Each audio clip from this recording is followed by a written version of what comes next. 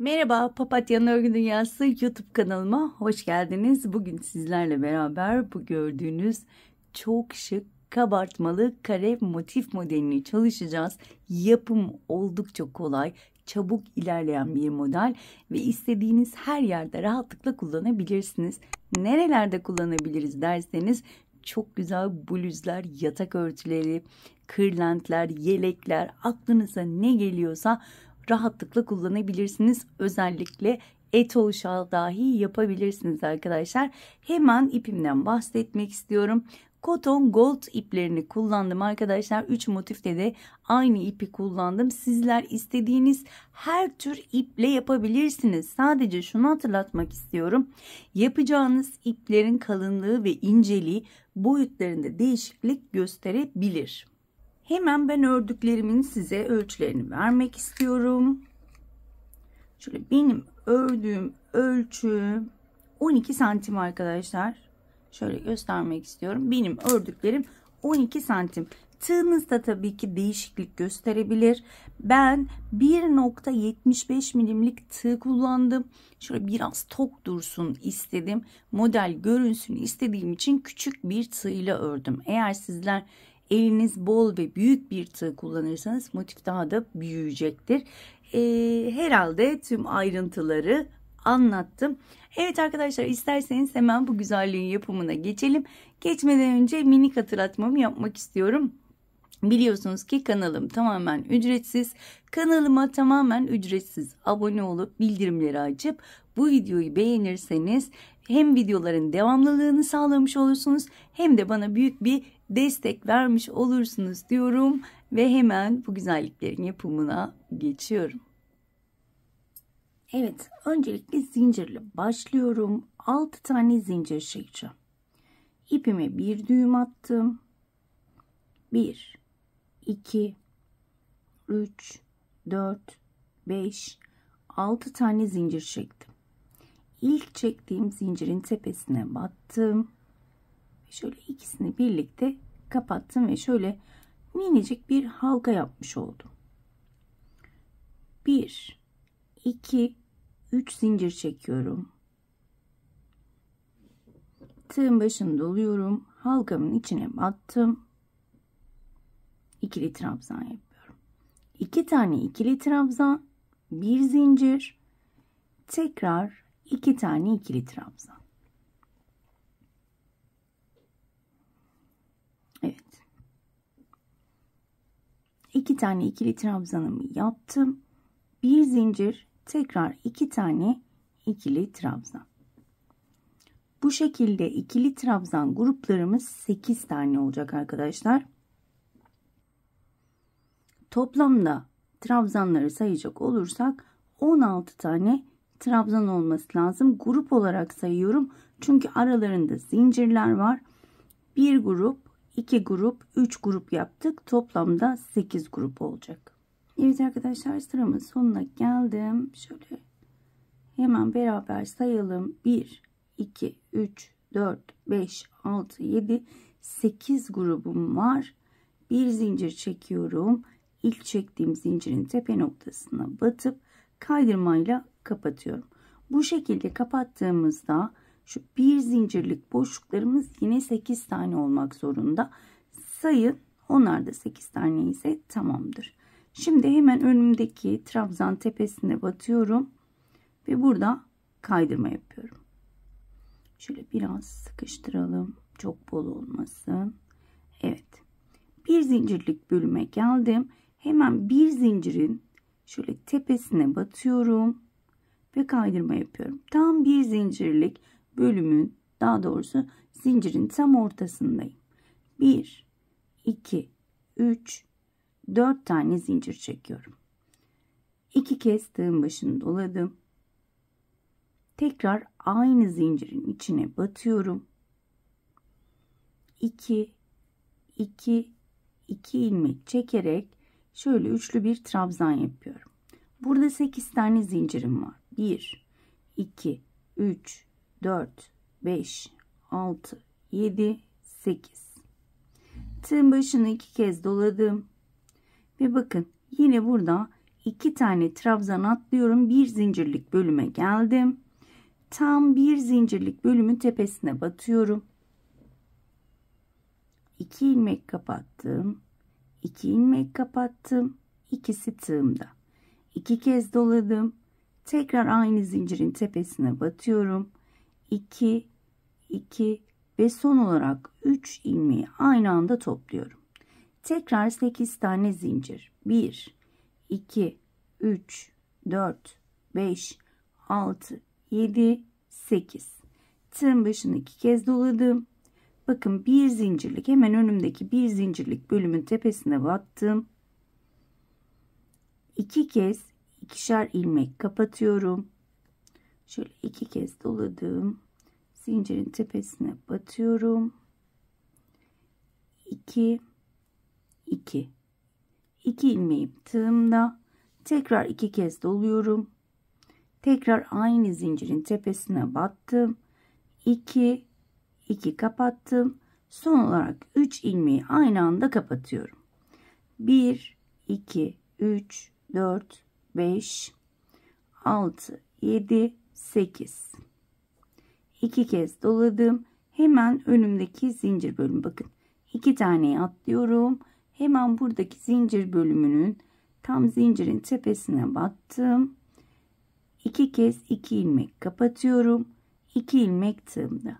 2 kez doladım. Aynı zincirin tepesine battım. 2 2 kapattım. Son olarak 3 ilmeği aynı anda kapatıp 8 zincirle devam ediyorum. Sıra sonuna kadar bu şekilde devam edeceğim. Bu gördüğünüz yuvalarım toplamda 8 tane olacak. Evet arkadaşlar, sıramın sonuna geldim. Gördüğünüz gibi 1 2 3 4 5 6 7 8 tane yuvam oldu. Son olarak 8 zincir çekiyorum. 1 2 3 4 5 6 7 8 ve ilk yaptığım yuvanın tam şöyle tepe kısmına batırıyorum. Kaydırmayla kapatıyorum. Şöyle bir göstermek istiyorum. Bu şekilde olacak. Şimdi burada bir zincir çekiyorum.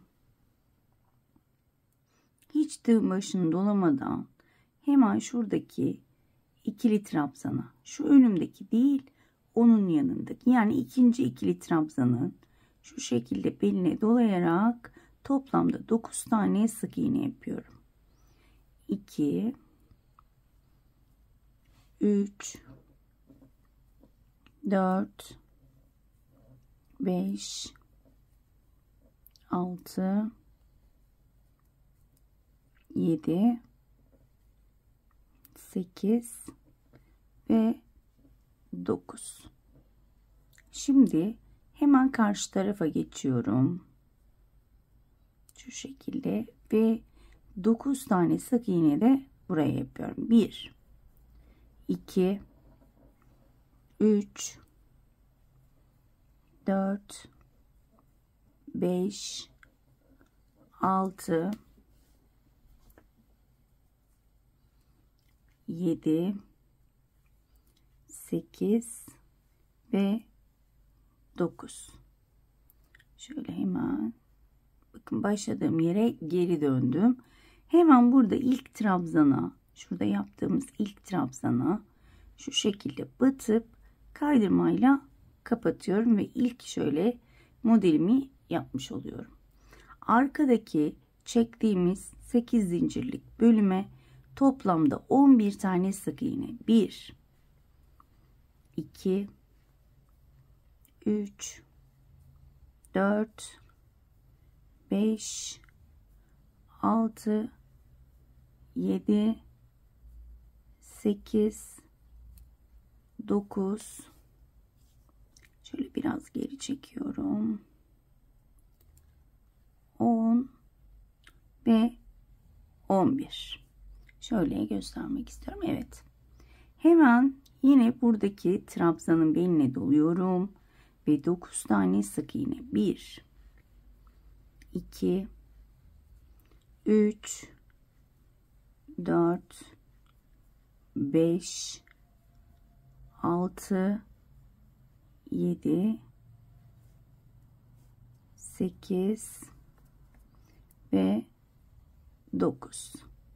Hemen şöyle çeviriyorum ve karşı taraftaki ikili trabzanın beline dolayarak yine 9 tane sık iğne. 2, 3, 4, 5, 6,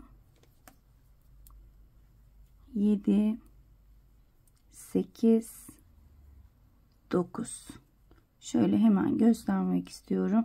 Bakın şöyle hemen karşısı zaten. Şöyle görünüyor sanırım. Batıyorum, kaydırmayla kapattım.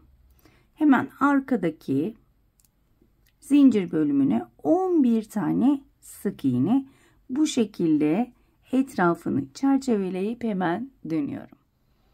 Evet, sıramın sonuna geldim. 11 tane sık iğnemi yaptım ve bunu hemen şöyle arkada herhangi bir ilmeğe batırarak şu şekilde hemen göstermek istiyorum.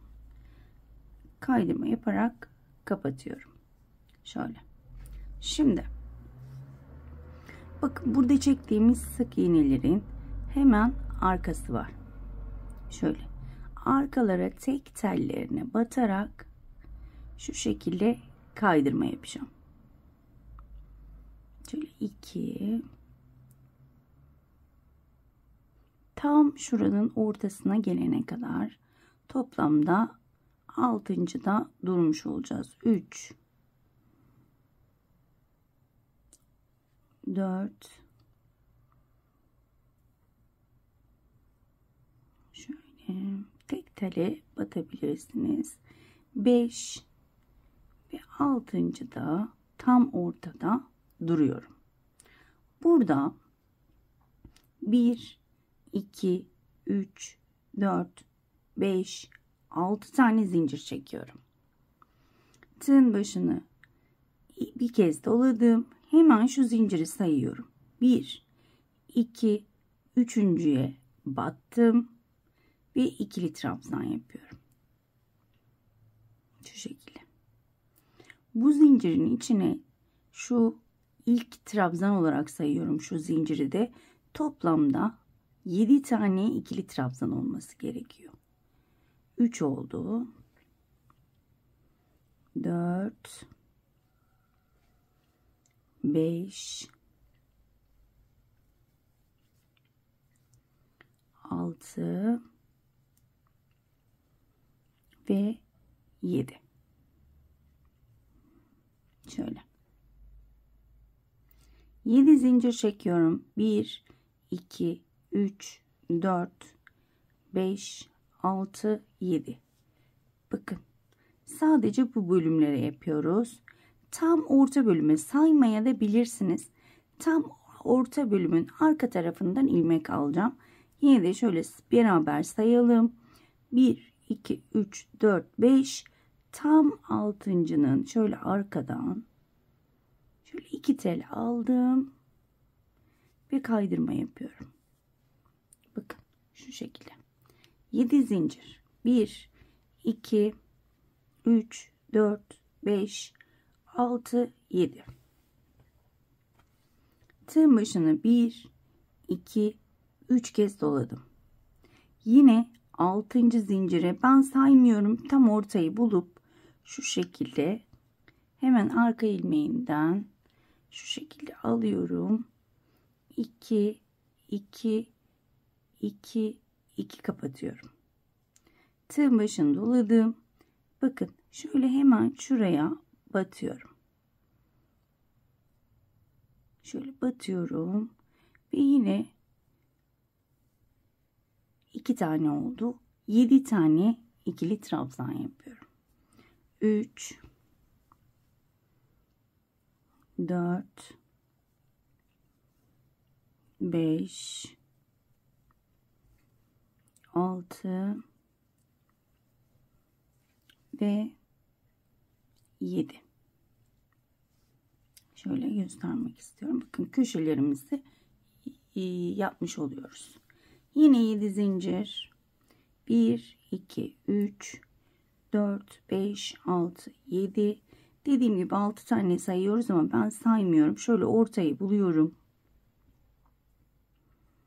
Şu şekilde hemen arkadan ilmek alıyorum ve kaydırma yapıyorum. 1, 2, 3, 4, 5, 6, 7.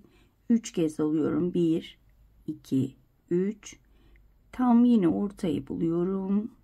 Bakın tam orta.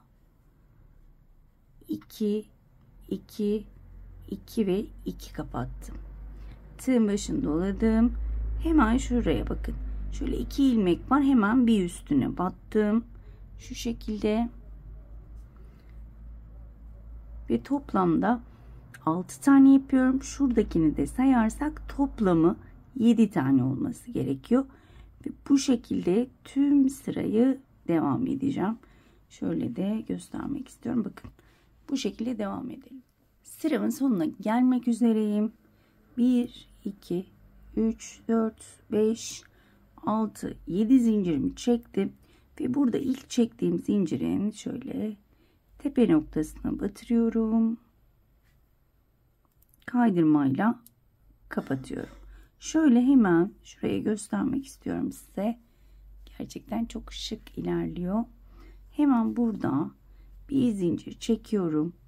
Hemen aynı trabzan tepesine batıp ilk sık iğnemi yapıyorum.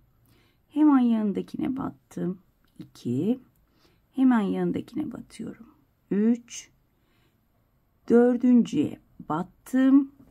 Dördüncüde hemen buraya bir pıtırcık yapıyorum. 1, 2, 3 zincir çektim. Ve aynı dördüncü trabzanın tepesine batıp sık iğne ile kapatıyorum. Ve yine 3 tane trabzana tek tek batıp 3 tane sık iğne yapıyorum. Zincir bölümüne geldim. Zincir bölümünde 10 tane sık iğne. 1, 2, 3, 4, 5, 6, 7, 8, 9 ve 10. Hemen diğer zincire geçiyorum burada. Yine 10 tane sık iğne. 1, 2, 3, 4, 5, 6, 7, 8 ve 9. Bir tane daha yapıyorum. 10. Hemen 3 tane yan yana sık iğne. 1, 2, 3. Dördüncüye batıyorum. Yine bir sık iğne yaptım. 3 zincir. Aynı yere batıyorum ve bir sık iğne yapıyorum. Ve yine 3 tane trabzanım kaldı. 1, 2, 3. Bu sıramda bu şekilde ilerleyecek. 10 sık iğne, 10 sık iğne ve burada ne yaptıysak buralarda da aynısını yapacağız arkadaşlar. Sıra sonuna kadar devam edip dönüyorum. Evet, sıramın sonuna geldim. Son olarak 10 tane sık iğnemi yaptım. Ve burada ilk yaptığım trabzan tepesine batıyorum. Kaydırmayla kapatıyorum. Burada 1, 2, 3 zincir çekerek ilk trabzanımı yapmış oluyorum. Hemen yanındaki trabzana battım. İkili trabzan. Hemen yanındakine battım. İkili trabzan. Yanındakine batıyorum. Toplamda 4 tane ikili trabzan yaptım. Burada yaptığımız pıtırcık vardı. Hemen o pıtırcığın içine 3 tane ikili trabzan. 1, 2, 3,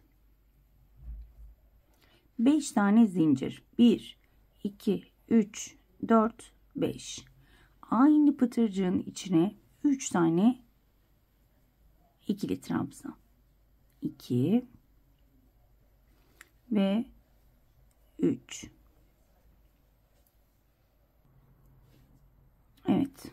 Burada yine 4 tane ikili trabzan yapıyorum. Şöyle dipten başlıyorum. Bakın burası bazen trabzanların arasına giriyor. Orayı kaçırmayalım. 1 2 3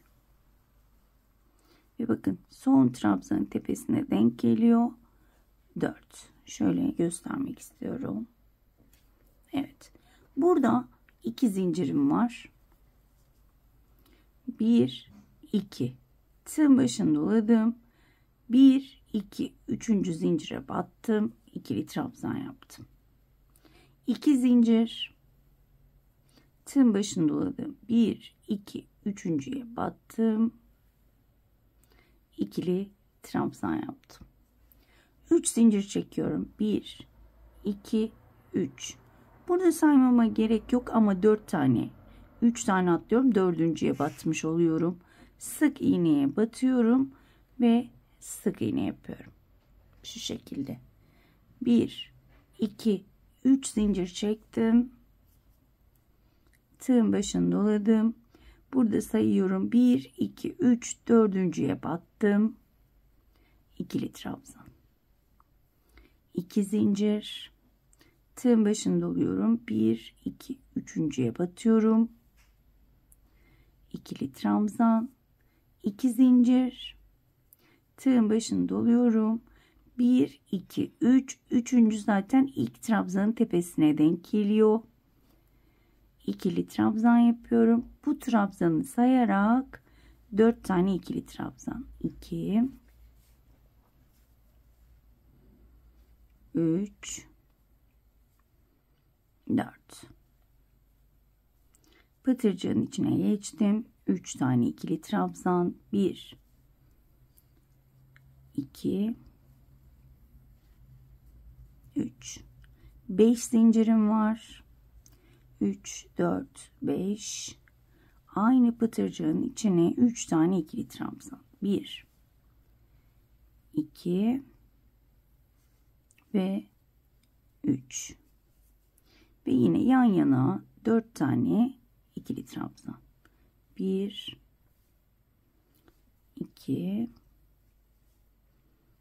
3 ve 4. Şöyle göstermek istiyorum. Ve burada burayı tekrar göstermek istiyorum. 2 zincir. 1 2 3. sık iğne tepesine battım. İkili trabzan. 2 zincir. Tığın başını doladım. 1 2 üçüncüye batıyorum. İkili trabzan. Burada 3 zincirim var. 1 2 3. Burada tığın başını dolamıyorum. 1 2 3 dördüncüye batıyorum. Tam sık iğneye denk geliyor ve burada bir sık iğne yapıyorum. 1 2 3 4. Tığın başını doladım. 1 2 3 dördüncüye battım. İkili trabzan. Burada 2 zincir. 1 2 üçüncüye battım. İkili trabzan. 2 zincir. Tığın başını doluyorum. Hemen zaten bakın 1 2 üçüncüsü hemen trabzan tepesine denk geliyor. Ve yan yana 4 tane ikili trabzan yapıyorum. Şöyle de göstermek istiyorum. Bu şekilde sıra sonuna kadar devam edelim. Evet arkadaşlar, sıramın sonuna gelmek üzereyim. 2 zincir çekiyorum. İlk yaptığım zincirin tepesine battım. Kaydırmayla kapattım. Bir zincir çekip ipimizi kesiyoruz ve daha sonra artık ipimizi saklıyoruz. Gördüğünüz gibi ortaya gerçekten çok hoş ve çok güzel bir şey çıkıyor. Benim gerçekten severek ördüğüm modellerden biri oldu. Hemen birleştirmeye gelecek olursak, çünkü birleştirme diğer modeller gibi dikerek birleştiremeyiz. O yüzden şöyle diğer renkte göstereyim, daha güzel olacak. Evet. Şimdi tekrar ben sökeceğim. Birleştirmeyi göstermek için. Hemen şu köşede bırakacağım. Şöyle zincirlerini de sökelim. Evet.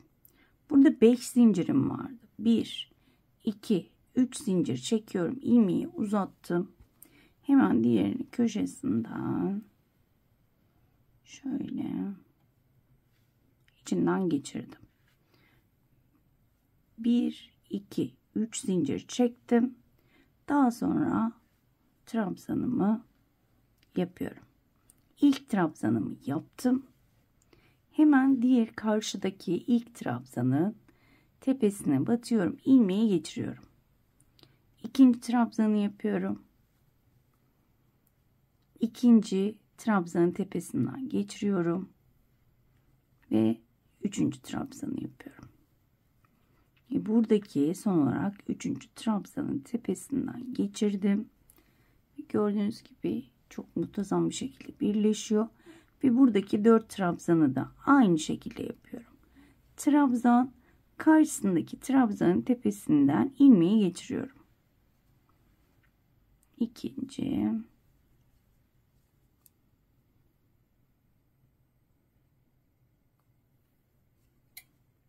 üçüncü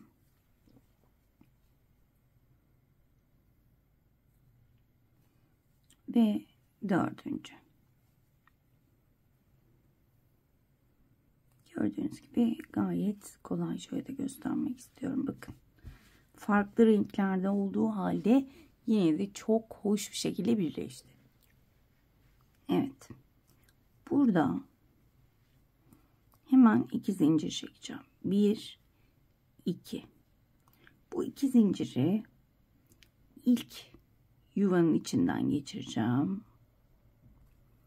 Tığın başını dolayacağım. 1, 2, üçüncüye battım. İkili trabzan yaptım. Bakın. İlk yuvanın içine bağlamış oldum. 1, 2 zincir çekiyorum. Hemen ikinci yuvanın içinden geçirdim. Tığın başını doladım. 1, 2, üçüncüye battım. İkili trabzan. Burada 3 zincirim vardı. 1, 2, 3. Bakın 3 zincirlik yuvaya arasından geçirdim. Burada sık iğnem vardı. Hemen 1, 2, 3, dördüncüye battım. Sık iğnemi yaptım. 3 zincir. Hemen bakın. Tam karşısına gelen 3 zincirlik bölümün içinden geçiriyorum. Tığın başını doluyorum. 1, 2, 3, dördüncüye battım. İkili trabzan. 2 zincir. Hemen yanındaki yuvanın içinden geçirdim. 1, 2, üçüncüye batıyorum. İkili trabzan. 1, 2 zincir. Son yuvanın içinden geçirdim. Ve hemen buraya geliyorum ve ilk trabzanımı yapıyorum. Bakın buranın ilk trabzanını yapmış oldum. O yüzden hemen buradaki ilk trabzanın tepesinden geçiriyorum. İkinci trabzan. Şöyle tek tek az önce yaptığımız gibi trabzanların tepelerinden geçiriyorum. Şu şekilde. Evet, dördüncüyü de yaptım.